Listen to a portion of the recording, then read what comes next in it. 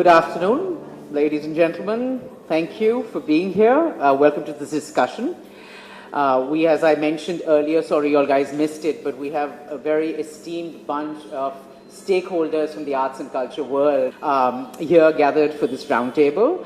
On behalf of the royal family of Gondal, Ashish Doshi, Honorary Director, myself, the Avid Learning team, the US Consulate General of Mumbai, and our partner Seva, welcome to this roundtable. So, the topic is why old places matter. It resonates with me personally. I grew up in old places. Before I left for the US, I lived in two homes.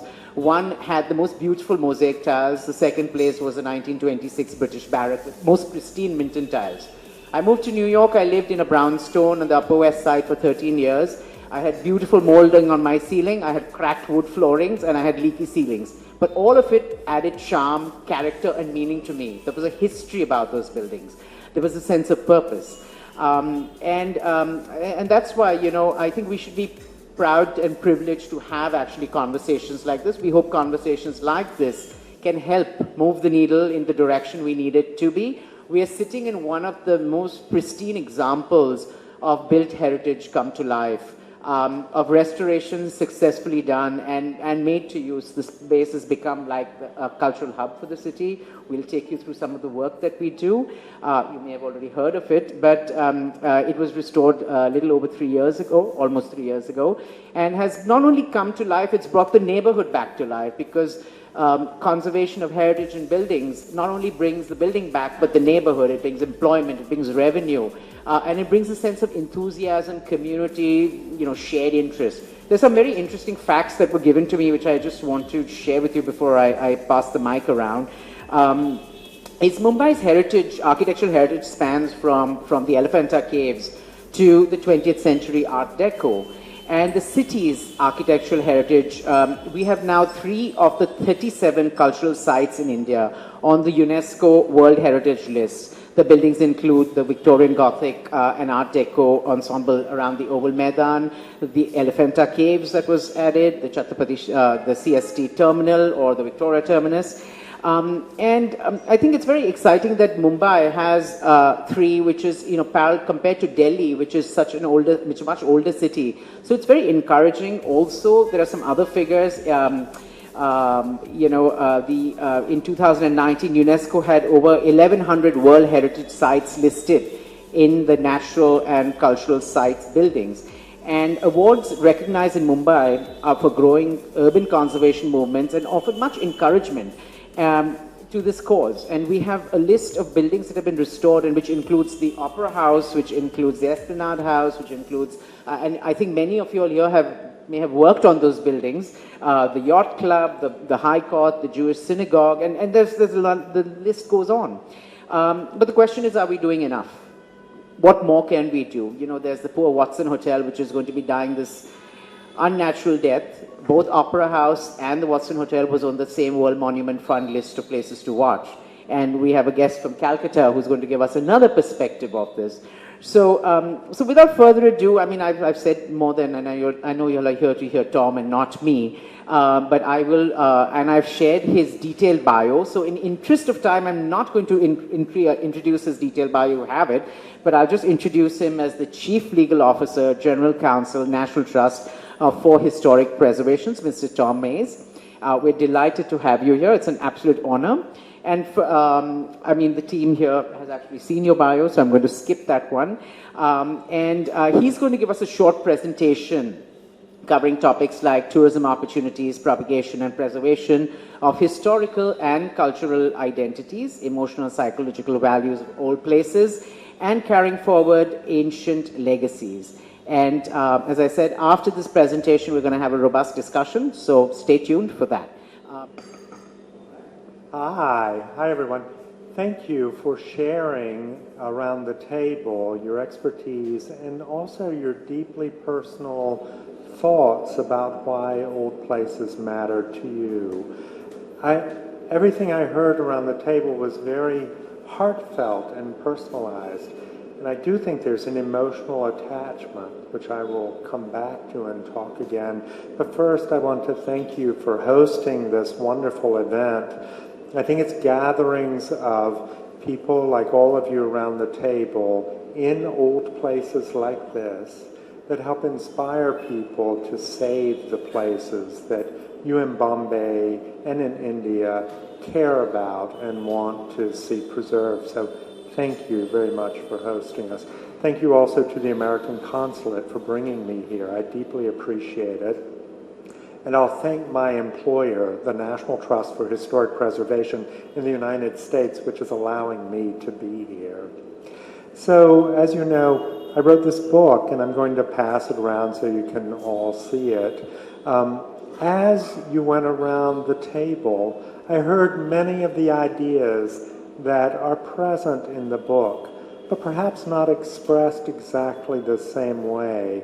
But let me first back up and talk for a moment about why I wrote the book to begin with. I taught historic preservation law for about 15 years, so also a lawyer, primarily a lawyer. And in teaching, at the beginning of every course, I would begin by asking my students why we have historic preservation law.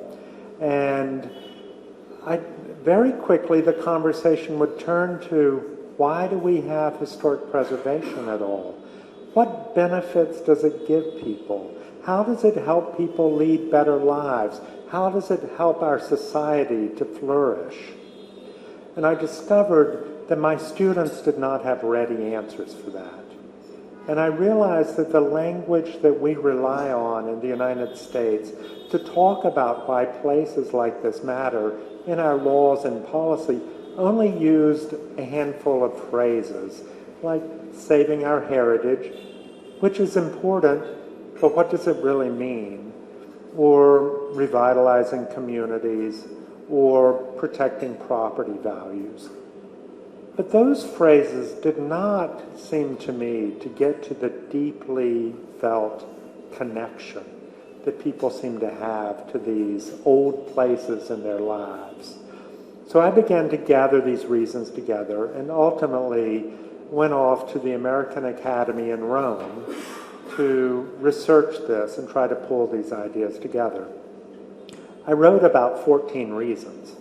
I'm not going to go through all 14 reasons today. I wrote about 14 reasons, but even those 14 reasons I don't think capture all the connections that people have to old places.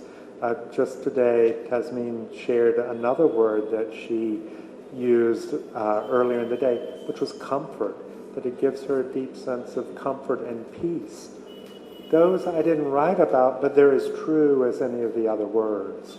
So as I'm going to talk about just a handful of the concepts in the book that I think are perhaps things people wouldn't ordinarily think about. I cluster the concepts in the book in three categories. The first captures some of the very deeply felt personal things that you all said. The sense of continuity between the past, the present, and the future, and the sense of memory that's connected with old places, and also the sense of personal identity connected with places.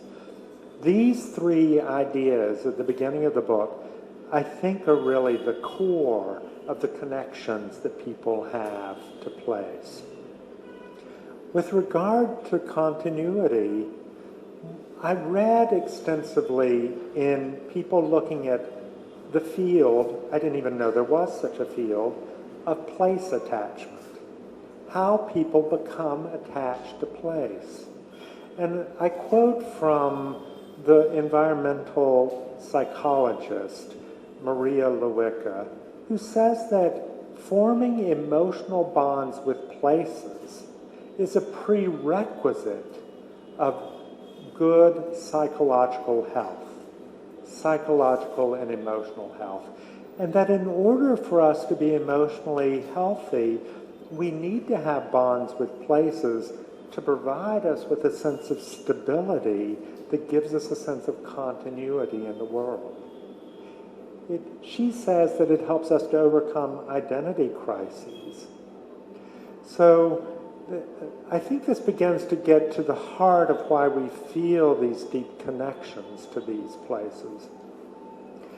In this early cluster, I also talk about the concept of memory and the way old places help us remember.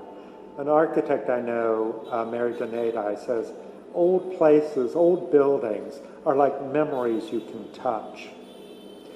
And geographers studying this recognize that people anchor their memories in place.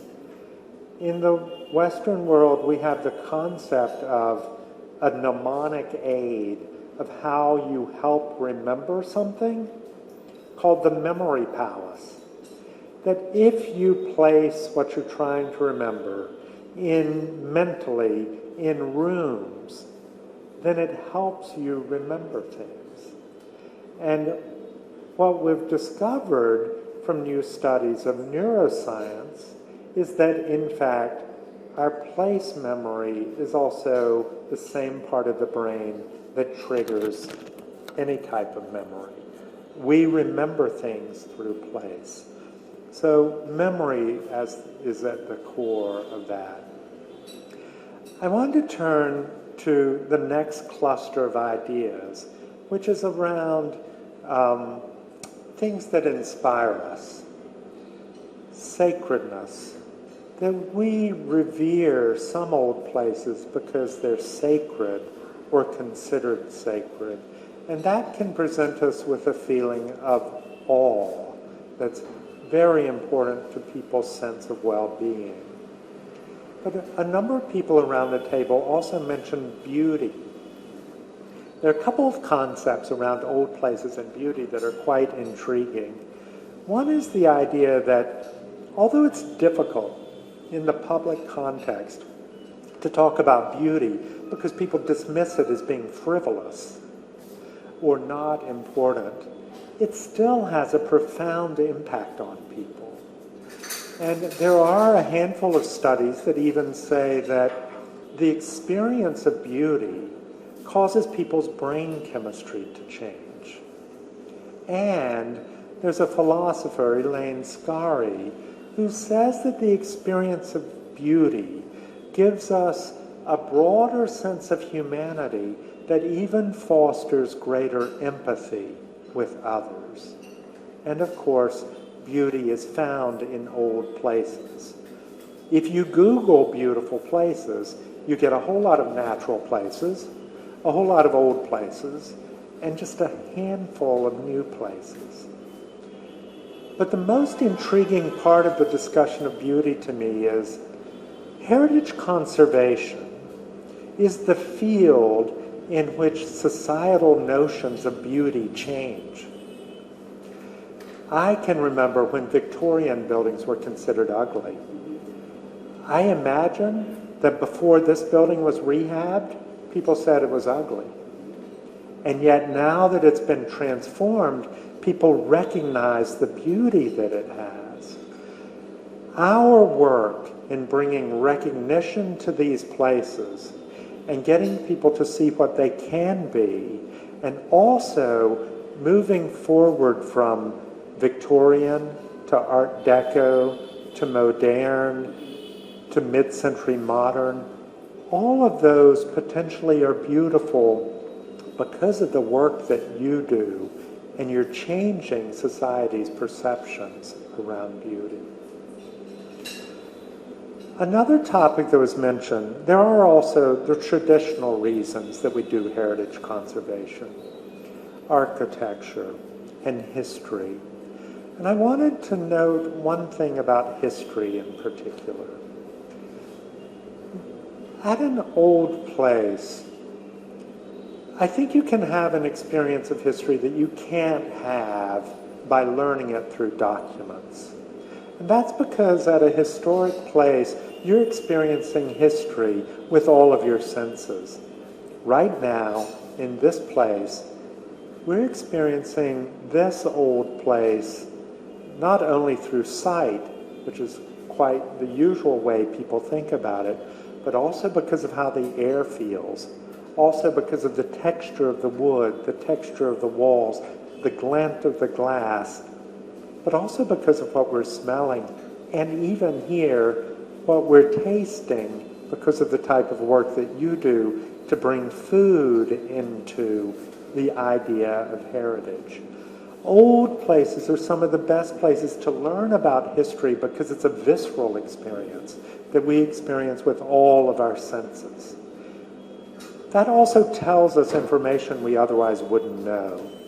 The example I'll use is, I've heard people say that they couldn't understand a writer's poetry until they saw the place where she created it.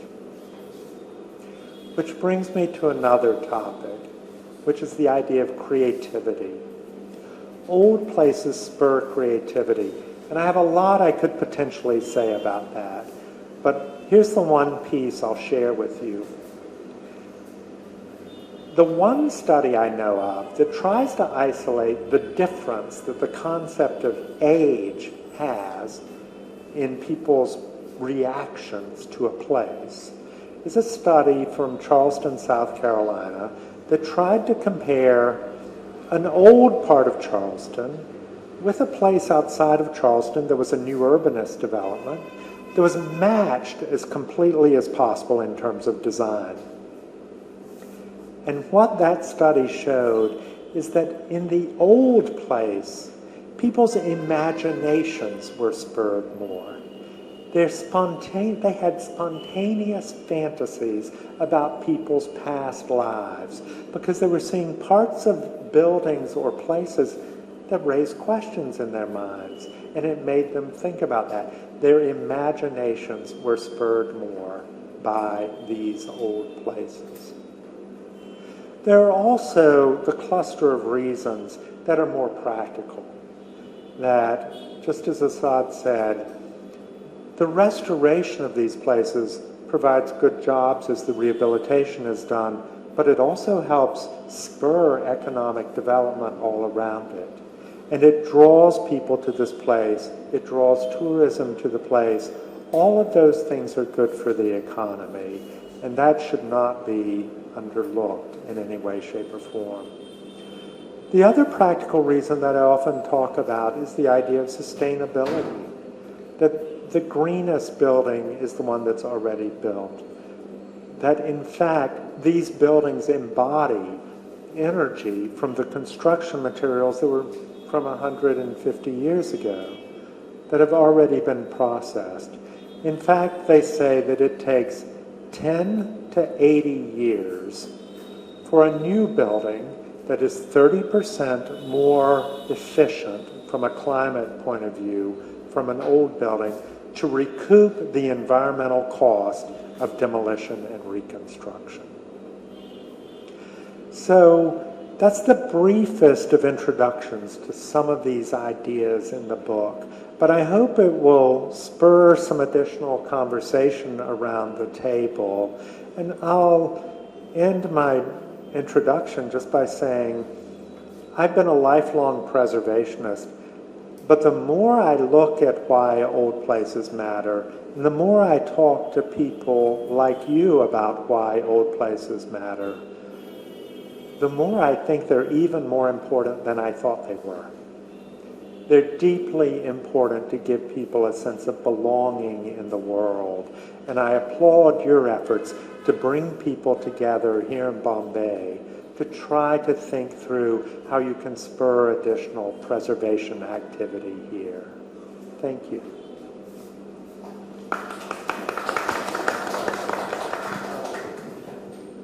Thank you for that. I think we're very fortunate to have this opportunity to have this discussion with you. So we're going to now take this opportunity to further pick your brain. Bombay is a different beast compared to, I said Bombay, sorry, oops, Mumbai, is a different place compared to the rest of the world.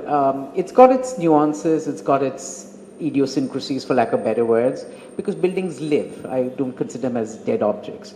What are some of the best practices we could benefit from? See, every place has the same problems, right? Money, A. Lack of talent, B. We have lots of talent around this table. The common pain points are there generically all over. But I think what will be benefiting from here is you have this group of people who are interested. Things are changing. You have journalists out here who dedicate their careers to writing about these issues and bringing more awareness and relevance to what we have and what we're going to be losing if we don't take care of it. So from a expert perspective, what can we learn from you, and how do we make this more of a prevalent initiative versus just in a handful of very lucky people having the opportunity to sit in buildings like this? Well, that's a great question. And of course, you all know your city far better than I do. But I will, as I've gone around the city, I've thought about a handful of things. And I've been talking to others about challenges here. I have to say, it is very useful to have a city-level regulatory scheme for protection of heritage buildings at the city level that is predictable and stable. And this is a problem not only in Mumbai, this is a problem all over the world, where, you know, if you have a historic district where you're trying to preserve buildings, but one property owner can find some loophole to do whatever they want to, and others can't, then that's going to be a problem that will undercut the regulatory scheme. So that stability is actually very important. But there are things that private groups can do well that I've been thinking about. This place, for instance, is a great demonstration of what's possible and what things would look like. In the United States, we have a concept called Revolving Funds, where a preservation organization will acquire a dilapidated historic property and will itself restore it and then resell it and then reuse the funds to buy the next one. Basically flipping, but when they flip it, they put a covenant on it that protects it in perpetuity. So even if the regulatory scheme goes away, that protection remains in place. And that does a couple things. It literally protects that place, but it also serves as a demonstration project for others who might be inspired to do it. The other third, and that's just an example of a tool that might be useful for you, and I'm happy to share more information about that. The other thing is to continue to try to include, for the journalist here, articles in the paper that encourage people to do this, to build the ethic. The entire purpose of my book was to build the ethic of historic preservation and to give people the tools to express why places matter to them, to give them the language to actually do that. So building that ethic is actually incredibly important. So that's just a handful of potential suggestions. I think Opera House is a very lucky and a very unique example. It's a privately owned, privately funded initiative. They didn't take any money from the government, and that's why they could reach where they reached and conserved it. I mean, I don't think everyone is that lucky, but I think what we're going to do is open it up to the table. And Nandini, do you want to start by sharing you and your mom have done such wonderful work. I mean, three-fourths of those buildings on that list have been done by you all. So why don't you jump in and share some of your best practices? So it was wonderful hearing so many things from you that have built our philosophy on which we save these buildings today. Mumbai is, I think, actually to start, I think conservationists have to be positive. I think we're all very positive beings, and that's such an important part of Mumbai too. There is a resilient spirit in the city and a very strong identity. And no matter what hits it, or what calamities there are, or what challenges there is this incredible positive spirit. And I think that's what's really present on the table today. And as Asad said, we've been very fortunate to work with and bring back to life a few of these buildings in the city. Some of them have taken decades, literally. I think my mom has spent 40 years of her life building that. I've joined her in the last 12, 13 years to do it. And some happen through public-private partnerships where there is investment of money and time and devotion to understand the importance of these buildings and making them live beyond. There's also what we call the God of Small projects, that it may not always be a building. It may just be a water fountain in the corner of the city, or it may be a smaller object. And even preservation of that, to see people fight for those and restore those, is really a step towards the right direction. So there are a lot of smaller projects that can help Mumbai as well. There are a lot of in-between spaces in the city that also require that attention and have so much ancient history, right from, whether it's some of the old paths of the roads of the city or the old walls and fortifications that were talked about. I think the other thing that we look at, besides just the physicality of the building, that we've been very fortunate to do, was in the St. Thomas Cathedral, which we restored and we recently curated an exhibition on. They have the most amazing birth and death records of the last 200 years. And these are lying in books, and people come from all over the world to see if their great-great-grandfather or their great-great-grandmother was born in the city or baptized in the city or even died in the city. And we're still fighting for these to be converted digitally so they're not lost.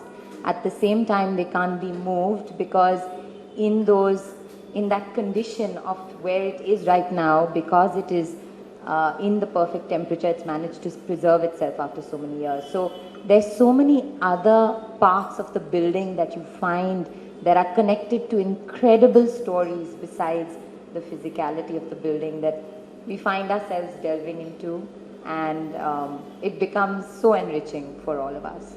So I'm privileged here to be hearing everybody's stories, and I do hope that we have a long road ahead of us, but with learning from people like you and other countries, and also the cultural and vernacular understanding we have of where we're from, I think we can come to the right solutions. So while there is one side to the story where people like Brinda Somaya, Abba Lamba, where we have people really championing for the cause, there is this sense of apathy in the city, and there's this, in Bombay, especially Mumbai, there is this idea of moving on very quickly. So if a building is dilapidated, I think Mustansir can tell us a little about the Esplanade building,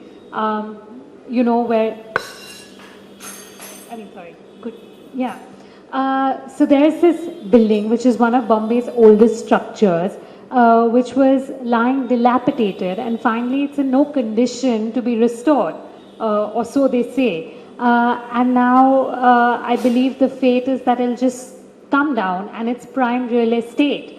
So where you're talking about the monies, and then you're talking about history, and then there is this sense of apathy.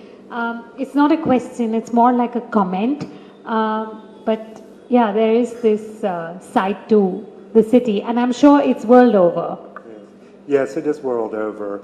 And again, part of that comes back to having a predictable regulatory scheme where property owners they recognize that they can't just speculate and wait for a building to fall down, that they then won't have the right to build. It's not easy to implement, but it's one way to get at that concern.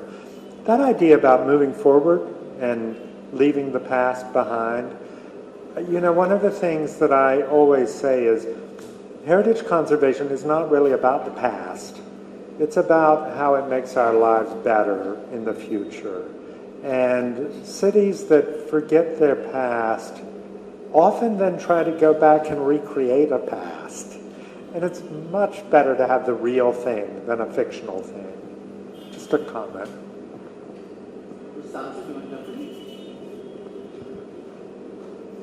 I think what makes Bombay different from other cities is that this is a city which is continuously lived in. we have very, very few monuments which are dilapidated, ruined, or are, uninhabited. So there is a constant habitation no matter how old a building is, and that leads to both a certain wear and tear to that building as well as a constant reinvention as time passes. So there is no occasion where people can, step back and say, okay, now you can restore my building, because there's nowhere to go. That, and of course the fact that we have this intense pressure of real estate, which can convert any building into simply monetary units, which becomes the problem. But I think even if you keep the real estate aside, it's the lived city that really is, in a sense, not an impediment, but the reality of the city that prevents, useful restoration or useful conservation processes. Just one point I wanted to make, perhaps you could comment on that. Well, I guess the comment, what I was thinking about as you were talking is, obviously there's cities in America that have the same issue.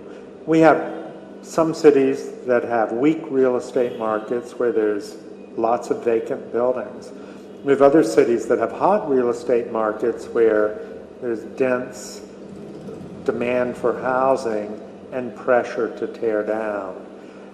As you're thinking about it always being lived in, one of the things we've tried to focus on that conservationists in the West don't think about as much is how do you encourage a culture of maintenance so that the properties don't become dilapidated? So if they're going to be lived in all the time, what's the process for ongoing maintenance so that the property doesn't end up being in such a state that it leads to demolition? So that's my quick response, is to think about what are the tools that would help encourage that ongoing maintenance. Tom, a question based on a project that we are looking, and the context is not just buildings, but as I mentioned in my built structures that had a function, not necessarily defense fortifications or any other similar structures. In the process of conservation or restoration, what's the kind of balance between the historical narrative, the architectural part of it, and the actual status, the fabric, what the material is? And especially when you said in the last that we are not just looking from the past, but we have to take it forward. Because it's very difficult, they're all individual specialities. And since I'm not specific, I administer something like this. How do you get this sense of balance to combine when you look at a particular structure? So I think first, thank you, and I believe you're the military historian, also preservationist. I believe your question is primarily about materials. Balance. Yes, and the balance. So I've done a number of discussions about authenticity, and I believe that ongoing use is critical to a sense of authenticity. Like, I'm delighted that this place is used as a performance space, and for events like this, that means people continue to build memories about it, they continue to feel a sense of attachment, and it's being used for its historic use. So that's the best possible, but that's not always what can happen. And as you're thinking about how a building or structure moves forward, it's important to balance the historical use with the fact that these places are being preserved for the present and the future. So if the historic use no longer exists, so I know that you all have textile mills that are vacant all around the city, we find other uses for those. And of course, that requires sometimes changing to some degree the character of the building. But that's necessary to find an ongoing use for it. So we have standards in the United States that look at trying to find a use that has the most minimal impact on the character-defining features of the building. And there's a whole body of experience looking at that. The same with the international standards. Which then brings me to the materials question. I'm a big proponent for use, as I said, and there are a lot of questions about how important is it to retain the original fabric, the original wood, the original glass. And I'm not as much of a stickler about that as some of my colleagues in the preservation world. But I also recognize that the original materials embed knowledge and stories that we may not now be aware of. So, for instance, wood in some of our buildings from the 19th century is actually 400 or 500 years old and will never be available again. Those forests are gone, and that old growth wood is no longer available. So we try to preserve that wood. Increasingly, we're finding out details of information from the materials because of increased technology that can measure. I've seen one study about biofilms on historic buildings and being able to look at the levels of smoke and pollution on a building. So there are a whole host of things of information that we preserve when we preserve the original material. The other thing is reuse of the original material maintains that texture and sense of authenticity. So I hope that helps respond to some degree. Actually, kind of related to that, I'm wondering about the concept of the monument. Is that relevant today? I mean, you think of a monument, it's sacred, it's untouchable, it's you preserve materials and sort of aesthetic and leitmotifs and that kind of stuff. Is that relevant today, or are we sort of really looking at these places as lived and living spaces? Great question. So, yes, I think the concept of monument is still relevant. I'm not a person who tries to say preservation is only this, because there's so many reasons that old places are important to us, and sometimes they are important because there's such significance to the country. So, you know, in the U.S., we honor George Washington's home, an 18th century home. And there, it's primarily preserved almost as a shrine to George Washington, and the original material is viewed as being very important, and everything is done very, very, very carefully. I still think there will always be a role for that, but I also think there has to be a place for the places that all of us care about in our communities. And those don't necessarily have to have the same extreme standards applied to them. So we can be more flexible in how they're used or take on a different use. And we can be more flexible in the way we look at materials, or even how they're added on to. Yes. Oh, and then there's Notre Dame. So I wrote an article about Notre Dame. I was asked to by the National Trust right after the fire occurred. And I used it really as an example to talk about why these places matter so much, focusing on the way throughout the world people felt a sense of potential loss. I mean, people in my office who had never been to Notre Dame were crying because they felt the sense of loss from that monument, a sense of universal shared identity. And I just got this question at the architecture school. A student asked whether I thought the spire should be restored as it was most recently. I think Notre Dame is such an important monument that the logical response to that, to me, the most obvious one, is to restore it to the way it was immediately before the fire. That spire is not original. It's a confection created by Viollet-le-Duc in the mid-19th century. But people have such an identification with that building as it has been that I think it should just be restored. I was intrigued by some of the architectural ideas that came out, but I still thought the spire should be restored. You know, I was in Paris in June and I sat outside Notre Dame and I saw the work going on and I said, wow, you know, they're already working on it. It's already looking as if it's going to come back to its almost. In India, I don't think we'd be that lucky that quick. It takes a lot of time. But I just wanted to bring Akshay into this conversation. He's been late to the game. And Akshay represents a wonderful platform called Live History India. And along with his partner, Minnie Menon, they make some wonderful little films about historical preservation, about teaching the younger kids about history. And they've actually, I met them when they covered the Opera House. That's how I got to know them, and I've done lots of work with them after that. So Akshay, do you want to just jump in, tell us a little bit about yourself, and looking at digital and looking at online spaces, because these are the places that are going to educate and inform people, and especially the younger generations.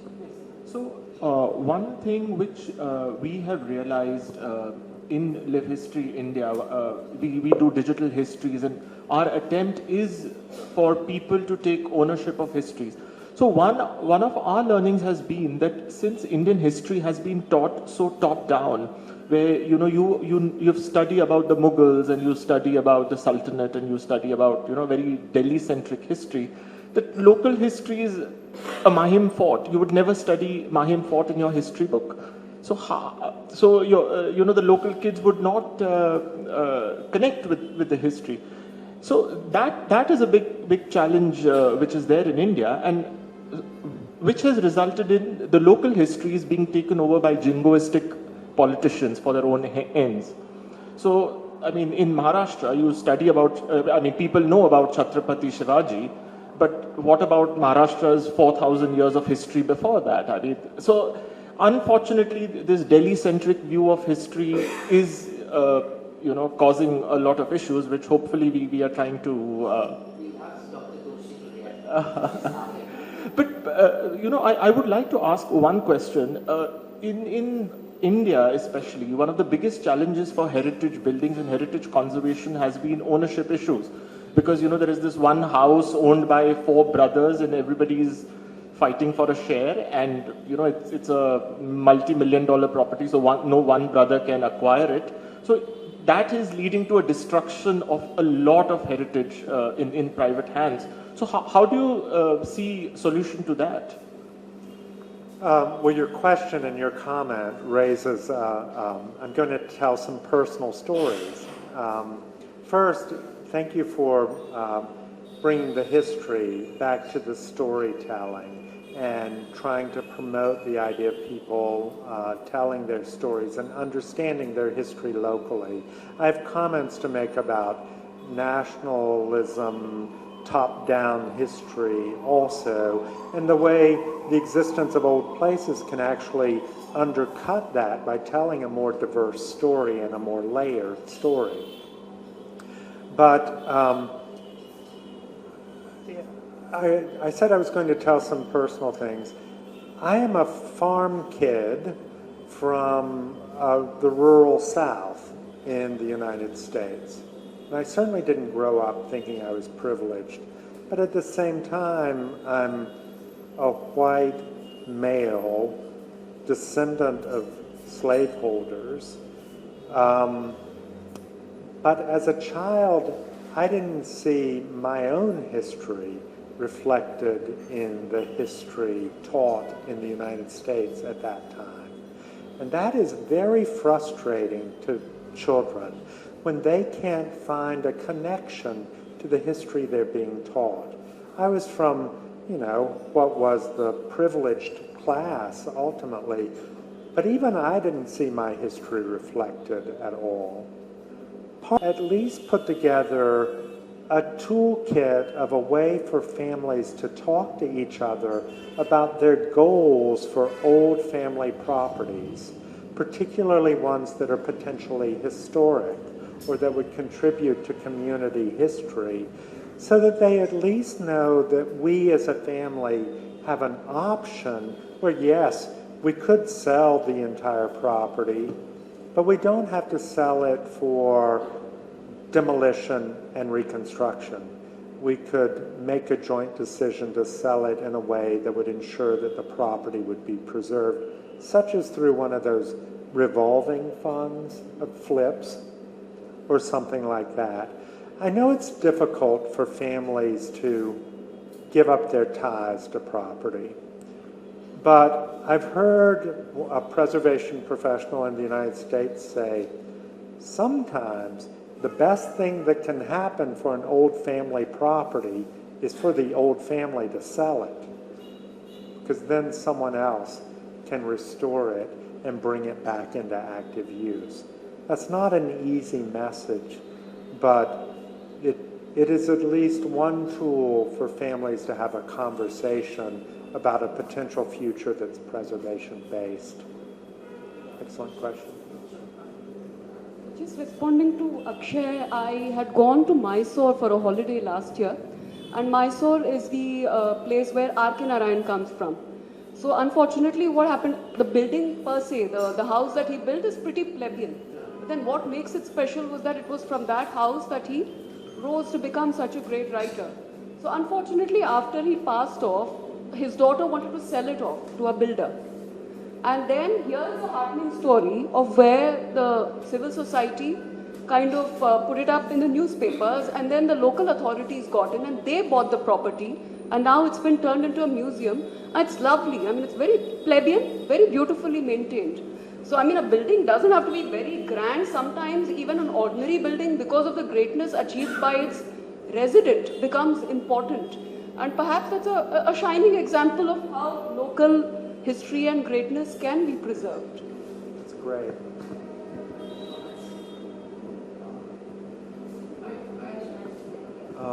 You mentioned in your presentation that the oldest buildings are the greenest. Yes. Could you elaborate on that a little bit? Sure. There's a study that the National Trust produced called The Greenest Building, and it tries to document the environmental benefits of reusing existing buildings. So it looks at a variety of cities and it looks at the buildings to try to measure what the environmental benefit of reuse is. And in particular, it pays attention to embodied energy, the idea that the materials in those buildings have already been quarried, fired, transported, processed, placed in the building. And if you demolish a building, you lose all of that embodied energy and are replacing it with new materials that have to be quarried, fired, processed, transported, and put into a new construction. So there's a huge environmental cost to building a new building, even one that's environmentally green. So it may ultimately produce fewer greenhouse gases, but it may take as long as I said, 10 to 80 years for the new building to recoup the environmental cost of demolition and new construction. The other thing that people have said about sustainability in old places is an old community is in a way already an ecology of its own. It's where people in time and place have already intertwined to form community, and that we should in fact be looking at old communities like this as ecologies in their own right that we should nurture and bring forward. So I would encourage you to take a look at this report, which is online, called The Greenest Building, and it'll go through the statistics and details. It's looking at American buildings, not buildings all over the world, but I think it will be analogous. I do think one reason the world doesn't recognize the green benefits of old buildings as much is because nobody's making money off of it. So the green world is all driven by people selling product. If you're rehabbing an old building, you're not necessarily buying new bamboo floors. So you're reusing the existing ones. So that's one reason that it's not recognized as much, I think.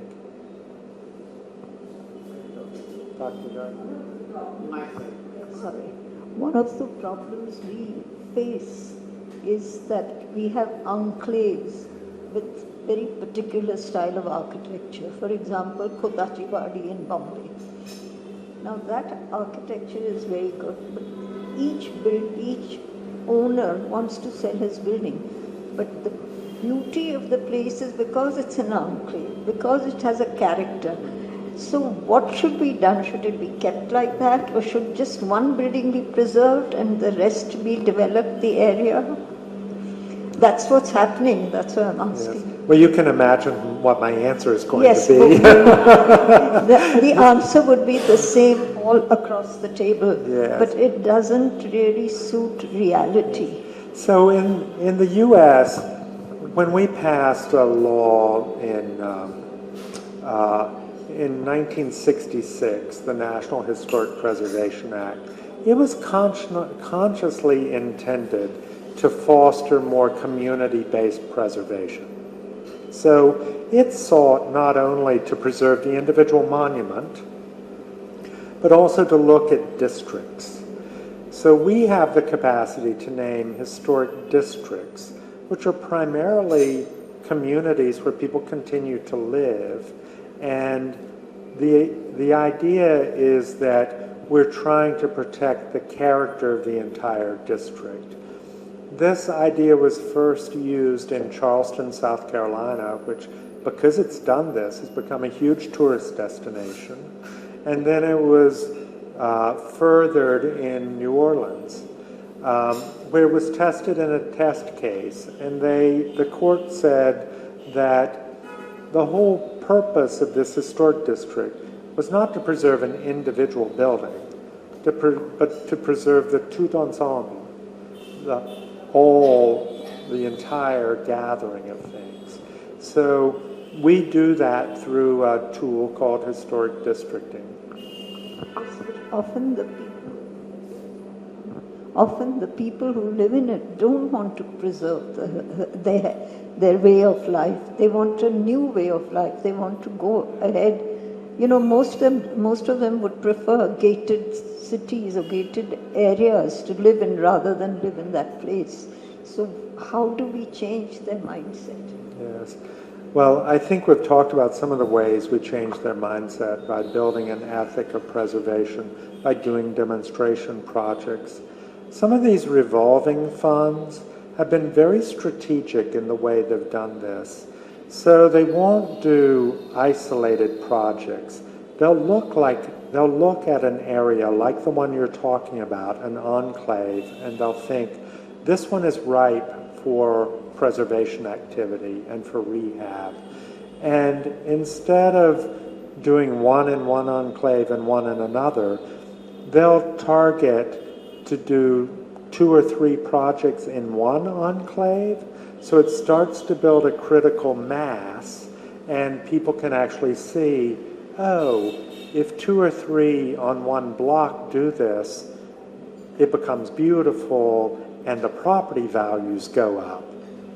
And then they're able to see a little bit of benefit also. Just a suggestion.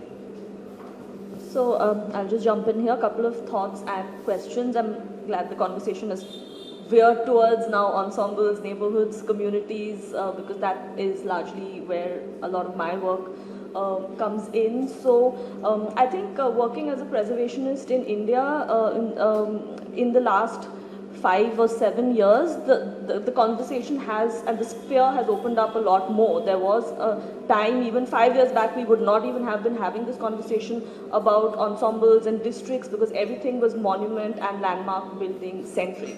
And there's this global thing that reservations are probably the most depressed and frustrated people because every day is a battle in trying to save something, and you put in years of hard work and then one day the building's gone and you can't do anything about it. But I think the fact that we have been able to transition from a monument-centric approach to people-centric approaches, communities and neighborhoods. Of course, what Saryu ma'am spoke about is a very real, that's the reality. And because I've been working even in Mumbai, some of the Gauthans, the urban villages of, say, the Kolis, and in some in Bandra, and in Kolkata, where we have the only Chinese neighborhood, the old Chinatown. So my learnings from working with those communities really has been that the building as an artifact is probably the third or the fourth layer in the process. The first thing is really this aspect of probably getting them to see value or re-look at their legacy and heritage, not just the building, because it comes with an ecosystem, a cultural ecosystem, a food culture, intangible practices, festivals, which they hold very valuable. And through that lens is probably the way to approach and enter to work with communities. If you just go to them and say, okay, that's an important building, you need to restore that, they're probably not going to understand what you say. But if you kind of build that story about why that area is important, then you begin to realize that it's a long process. But where it goes wrong, and where I think, because I studied and did my master's in the US and I'm kind of familiar with how that works, is this whole gamut of economic incentives which are there. So if you want to restore your house or even the facade, in the US there are. I mean, every city, every municipality has been trying to. On paper there are incentives, but there's a big gap between actually like citizens who live in grade 3 or the lower grade ensemble being able to access any of that fund. The second problem is this whole thing about preservation groups. Is like something I worked with an organization in New York called Historic District Council, which is like an umbrella organization of individual neighborhood associations, which are like common citizens. It doesn't have like experts on board, but they mobilize the battle. They kind of make local history important, have walking tours. They often use senior citizens living in those neighborhoods to activate the knowledge of local history and things like that, which I think slowly coming in India. It's difficult because there is little or no government support because in Bombay itself I've seen by the time a historic historic district or a precinct is designated, and by the time it's actually legally notified, there's been such a long time gap that 50% of that ensemble is lost or changed. So automatically when you go to review the precinct, you say that, okay, it's lost its historicity or it's lost its integrity, so we won't designate this now. And that is a huge problem, this gap between intention and having things on paper versus actually being able to benefit out of that. So how do you think these things can happen in the absence of very stringent legislation and enforceable? Well, I'm a lawyer, so I actually think that having good legislation is important and constantly improving it is important. And that gap is a real problem. So in the US, there are a number of tools where as soon as a district is being studied for designation, demolition has to stop. So that would be something to look at as a potential tool where it's just halted until the determination is made. I also think incentives is incredibly important, and you mentioned incentives. There are not as many in the US as you might hope there would be, but there are incentives in some states where, for instance, If a property owner rehabs a property, their property taxes are frozen in order to encourage the rehab. So they're still taxed at the lower level for some period of time. And that's a substantial benefit to people. Exactly. So those types of tools are actually available. I also think you raised a very good point about the nonprofit role. Preservation activity only functions effectively in the United States when there's an active nonprofit that's constantly being a watchdog for the government agencies and also for people, so that, you know, if a property owner is proposing to do something that's inconsistent with the district, the nonprofit becomes aware of it and can raise it with the right authorities and can begin to be activist around it. So the nonprofit sector is really essential. So thank you. In Calcutta, we've seen sometimes maybe the municipal corporations succumb to pressure because you're having they're degrading heritage buildings, downgrading heritage buildings. So probably they are in cahoots with some real estate people and they want to develop, because they've done this sometimes very, very surreptitiously, but then it's quietened after work begins, and sadly nothing comes of it, and the building is gone. We have a little bit of the same problem in the US, but probably not to the level that you do here. In some places in the US, if a government official is not complying with their own standards, then they can be sued by the nonprofit. And that says, no, you can't downgrade that building. What's your rationale for doing it? Where are the findings of fact and the conclusions of law? You haven't complied with your standards, and then they can overturn the decision. Public interest litigation has been filed and it will be coming up for hearing next week. So let's see whether they can manage to stall it. I think what she said, there's definitely a point into it, because by the time we initiate preservation activity of a monument as a protected monument and finally it is designated as a protected monument, there's a gap of say 20 to 30 years. If That's it is, a large gap. Yeah. So because if you have to designate something as a nationally protected monument, then the proposal goes to Delhi. That is the central government body. Then it's the finance ministry, whether will we take care of this monument financially in terms of one-time conservation and recurring expenditure, and whether there is enough financial provision for that particular department. So all this background is checked, and most of all the consent of the local people. If this is situated in rural area, whether there is a NOC from local body, that is Gram Panchayat, or municipal corporation, or the owners. So it's a long legal process, and government prefers to ensure everybody's consent at each stage. So there are no legal problems in the future.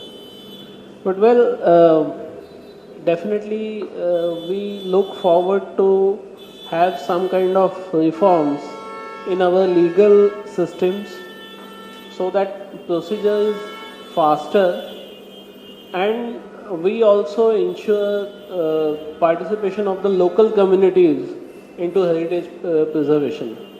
At the moment, central government and state government do function like alien bodies who go to those respective sites with their own mechanism, and that mechanism is totally cut off from the locals. But well, municipal corporations are doing a better job. For example, in Bombay, we have one of the oldest legislative system which was put in place, and thanks to all those efforts of Bombay Heritage Committee, so that we are seeing this as heritage, World Heritage inscription. Well, besides this, I wanted to ask you something else.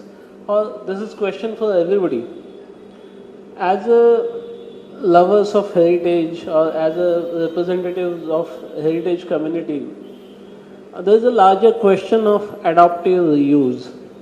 Well, we are sitting in one such beautiful example, thanks to Asad. Thanks to the royal family, not me. Well, but you're managing this well.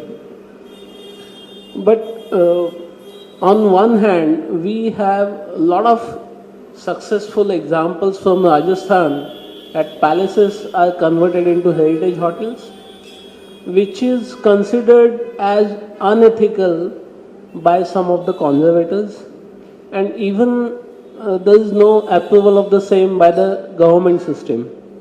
And on the contrary, if you look at 7 forts which are inscribed as a serial nomination of World Heritage from Rajasthan, none of them they hold these heritage hotels.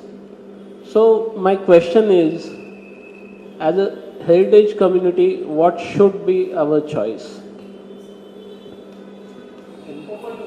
Let me go ahead. Add to that, like, so how does one negotiate? There's this, the history, the charm, the character, and then, real estate is real money, so the palaces being converted into heritage hotels is because, of the monies they command, or whether an old building like the Esplanade coming down in Bombay in a prime location is because probably it's the monies.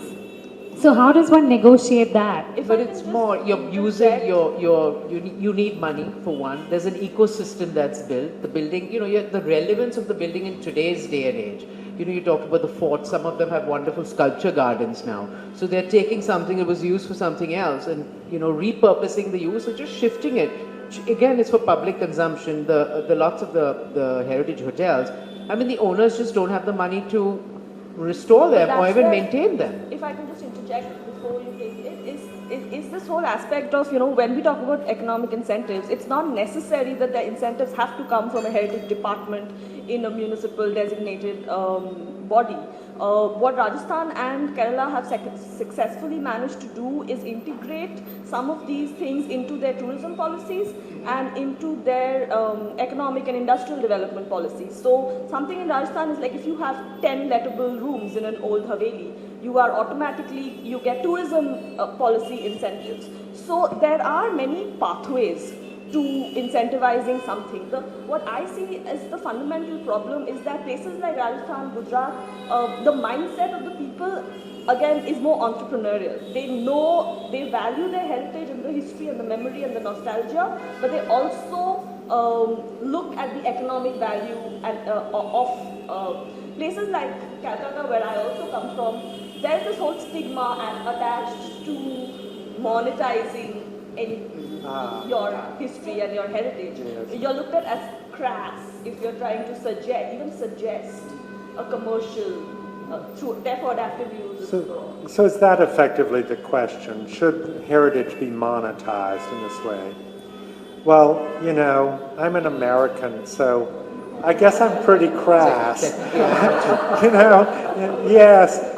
There has to be money to support these places. We see all over the world the regimes where the money has to come from, the heritage regimes, where all the money has to come from the central government. The buildings are falling apart. So we see it in our own country. We don't have enough money to maintain the properties in our own park service system. So we're fighting now to make sure that our own park service can lease properties so they can be rehabbed and used by private individuals. So, I guess I'm a crass American. I don't really see the conflict if it helps support the heritage place, I actually have a US passport, so I'm also crass. But the Opera House also is a commercial venue. The owners have spent all this money restoring it, but we do have to kind of pay our electric bill at the end of the day. And, yes, we give the city a place for programs. We give it out to get people in. But at the end of it, you have to be self-sustaining, otherwise this model just won't work. But I just want to engage everyone on the table who should get a chance to talk. There are a few who haven't. And I just want one question, is the role of technology. I mean, from the Google Culture Labs to this wonderful man whose name I'm forgetting, who has done the Ajanta Ellora, what's his name, Sumanta Rao. I mean, these are fantastic projects of how technology is used to bring awareness to the heritage we have, bring education, which I think is one of the first things we need to do. So anybody wants to jump in and talk about the role of technology, or just jump in and talk either way? Please. Just recently I went to, for a while the papacy left Vatican and moved to Avignon in France. And then the papacy went back to the Vatican in Rome. They have now made that entire chateau, the chateau of the old popes, open to the public. And there is nothing on the inside, but with the adoption of technology, you take your iPad and you lift it up and it visualizes the entire room for you on the inside. But the minute you drop that iPad and you look up, it's just 4 walls. So that is but for me, it robbed of the experience, because all of that could easily be reconstructed, because it was simple materials like wood and stone, and since they knew what the visuals looked like, they could easily be reconstructed. So from a personal perspective, I thought it robbed the experience for me that I saw it digitally through a screen now. But that is the way, I guess, when it looks to conservation, that's the way it's going to move moving forward. Yes.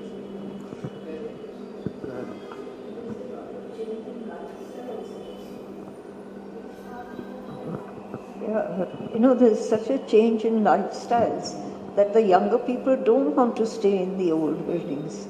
They find them useless, they find them old, they find them dilapidated, even if they are restored, because they feel these long corridors or the kitchen at the end of the house, all that is not commensurate with what they want. Yes. And not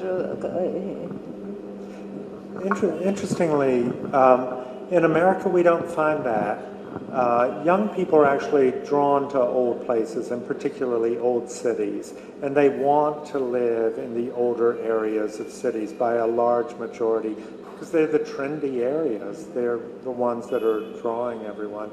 I mean, the technology thing, the example you gave is perfect. I mean, I love the idea of being able to walk down a street here in Mumbai and perhaps hold up my screen and be able to see what the building looked like 50 or 100 years ago. And there are technologies that are doing that. Notre Dame can be restored because it was completely digitally scanned before the fire happened. So technology is playing an enormous role, but I don't think we fully understand all the impact of technology on heritage, but more broadly on how people interact with place.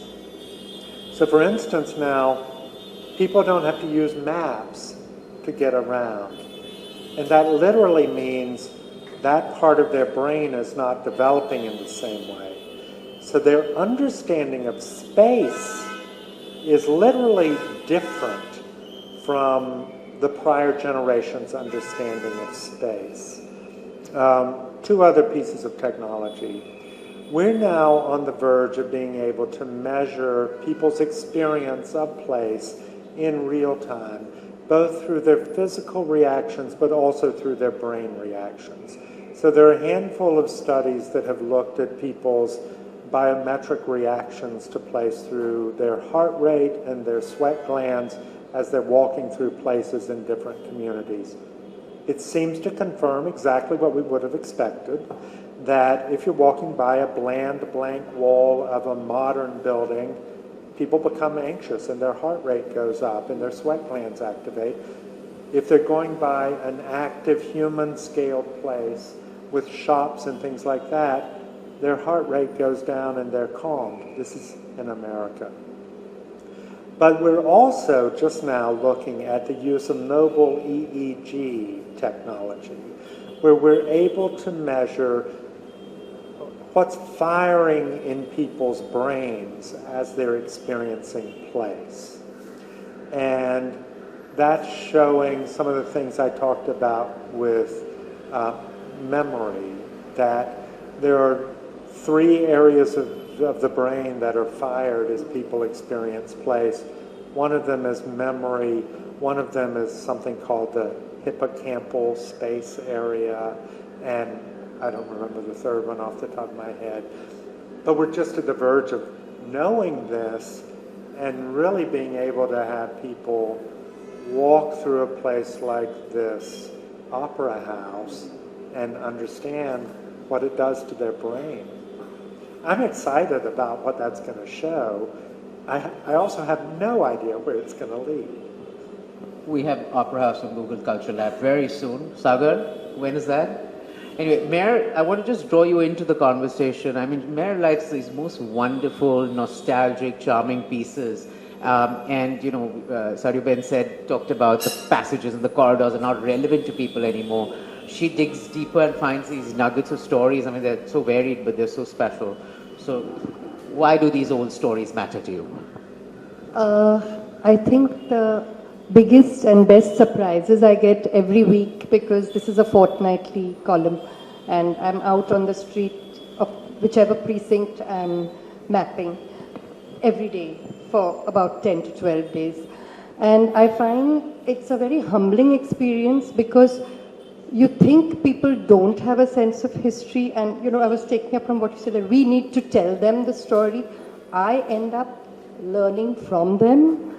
I went to Dongri a couple of months ago, and it's crowded, it's a whole universe in itself. And I decided to go community-wise, and I sought out the water carriers, the Bishtis, which is a community that so many people, especially the younger generation, don't know about.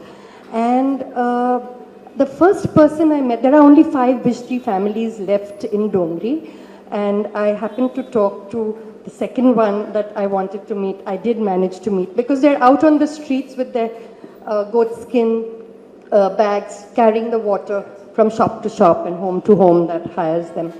And as soon as he saw that I was interested, he said, 1872. 1872 is when my great-grandfather came here. I'm sorry, great-great-grandfather came here.